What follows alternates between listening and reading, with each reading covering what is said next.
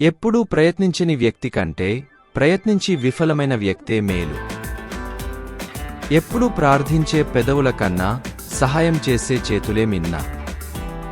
ఎప్పుడైనా తనమీద తనకు విశ్వాసం ఉన్నవారు బలవంతులైతే సందేహాలతో సతమతమయ్యేవారు బలహీనులు. ఎలా చదవాలో తెలియాలే కాని ప్రతి మనిషి ఒక మహాగ్రంథమే. ఎల్లప్పుడూ వెలుగుని చూడటం నేర్చుకున్నవారికి అసలు చీకటనేదే కనిపించదు.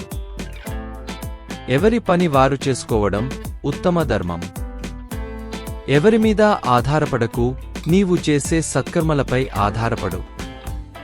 ఏ ఆదర్శాలు లేనివాళ్లు తెడ్డులేని పడవలాంటి వారు. ఏ గొప్ప వ్యక్తి వ్యర్థంగా జీవించడు. ప్రపంచ చరిత్ర అంతా గొప్ప వ్యక్తుల జీవిత ఆత్మకథలే.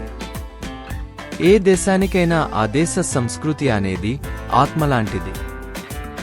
ఏ పనిలోనైనా విజయం సాధించాలి అని అనుకుంటే అందుకు పద్ధతిగా వ్యవహరించడం చాలా ముఖ్యం.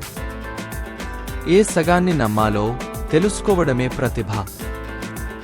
ఏదైనా ఒక అవకాశం చేజారిపోయినప్పుడు కళ్ళనీళ్లు పెట్టుకోకుండా మరొక అవకాశం చేజారిపోకుండా జాగ్రత్తపడాలి.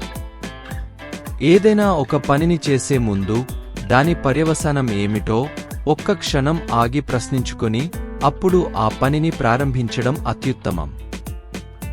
ఏదో ఒక వ్యక్తిగా ఉండడంలో కాదు, ఇతరులకు సహాయపడే వ్యక్తిగా ఉండడంలోనే గొప్పతనం దాగుంది. ఏమి జరిగినా ఏమీ జరగనట్లే ఎప్పుడూ ప్రవర్తించు. ఐకమత్యం లేని బహుసంఖ్యాకులకు వ్యతిరేకంగా అల్పసంఖ్యాకులు కలిసికట్టుగా పనిచేస్తారు కాబట్టే రాజకీయ యంత్రాంగం గెలుస్తుంది. ఒంటరిగా నిలబడిన మనిషే ప్రపంచంలో దృఢమైన వ్యక్తి. ఒక కళాకారుడు ప్రతిచోటా జీవిస్తాడు. ఒక కోపిష్టి మనిషి తన నోరు తెరచి కళ్ళు మూసుకుంటాడు. ఒక మనిషి అంతః సౌందర్యం అతను మంచి ఆలోచనలు కలిగి ఉండటమే. ఒక మనిషి దిగజారినా అభివృద్ధి చెందినా అది అతని స్వయంకృతమే. ఒక మనిషికి సహనం కనుక ఉంటే అతను ఏమి అనుకున్నా దానిని సాధించుకుంటాడు. ఒక మనిషిలోని ప్రతిభను ప్రావీణ్యాన్ని ఎవ్వరూ దాచలేరు. అవి ఎప్పటికైనా బయటపడతాయి. ఒక మూర్ఖుడు తన పని మానుకుని ఇతరుల యొక్క వ్యవహారపు పని ఒత్తిడిలో ఉంటాడు. ఒక మేలైన మానవుడు తన మాటల్లో నమ్రతగా ఉంటాడు కాని తన పనుల్లో అధికంగా ఉంటాడు. ఒక మొక్కను నాటడం సంవత్సరమంతా చేసే ప్రార్థనకు సమానం. ఒక వస్తువు మరో ఉత్పత్తికి ఆలంబం. ఒక వస్తువు వినాశనం మరో ఉత్పత్తికి ఆలంబం. ఒక వ్యక్తి గుణగణాలు పరీక్షించి చూడాలంటే అతనికి అధికారం ఇచ్చి చూస్తే చాలు.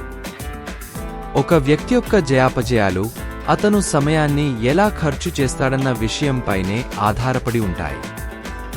ఒక వ్యక్తి యొక్క విలువ అతని మాటల్లోని నిలకడను బట్టి తెలుస్తుంది. ఒక శిశు హృదయాన్ని కోల్పోనివాడే గొప్పవాడు. ఒకచోట ఏకాంతంగా ప్రశాంతమైన మనస్సుతో గడపలేకపోవడం చేతనే అందరూ బాధలకు గురి అవుతున్నారు. ఒకటిగా చేరడం ప్రారంభం, ఒకటిగా ఉండడం ప్రగతి, ఒకటిగా పనిచేయడం విజయం. ఒకరి పెరపాటు ఇంకొకరికి గుణపాఠం. ఒకరికి మేలు చేసి ఎప్పుడూ జ్ఞాపకం పెట్టుకోవద్దు. కాని ఒకరు మనకు మేలు చేస్తే మాత్రం ఎప్పుడూ మర్చిపోవద్దు. ఒక్క క్షణం సహనం కొండంత ప్రమాదాన్ని దూరం చేస్తే ఒక్క క్షణం అసహనం మొత్తం జీవితాన్ని నాశనం చేస్తుంది. ఒక్క సంతోషం 100 విచారాలను తరిమికొడుతుంది. ఒక్క సిరాచుక్క వేల లక్షల మనుషులను ఆలోచింపజేస్తుంది.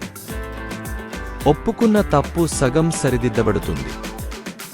ఓపిక ఉత్తమోత్తమమైన ఔషధం. ఓపికతో వేచి ఉన్నవారు కూడా భగవంతుడికి సేవ చేయగలరు. ఓర్పు అనేది ఎంత చేదుగా ఉంటుందో దానివల్ల లభించే ప్రతిఫలం అంత తీయగా ఉంటుంది. ఓర్పు లేని మనిషి నూనె లేని దీపం లాంటివాడు. ఓర్పుకు మించిన తపస్సు లేదు. కఠినమైన పనులను తేలికగా చేయగలవాడు విద్యాబోధకుడు. కదలకుండా నిలిచిన వాడే ఎక్కువ అలసిపోతాడు. కర్తవ్యం విస్మరించి జీవుని బాధించి దేవుని పూజించిన లాభముండదు. కలల స్థానంలోకి శోకం క్షోభ వచ్చేవరకు మనిషి వృద్ధుడు కాడు.